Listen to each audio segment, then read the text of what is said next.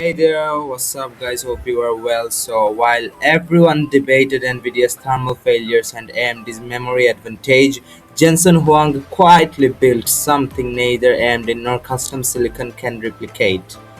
A software ecosystem worth more than the hardware itself. CUDA has 4 million developers, 12 years of optimization libraries.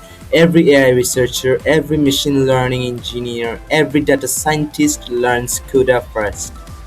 Switching to AMD's ROCm or Google's JAX means rewriting years of production code. The switching cost isn't financial, it's institutional.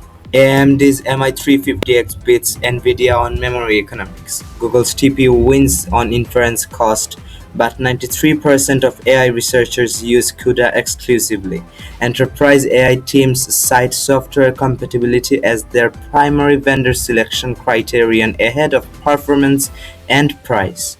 Nvidia doesn't need the best hardware, it needs the hardware that runs the software everyone already uses.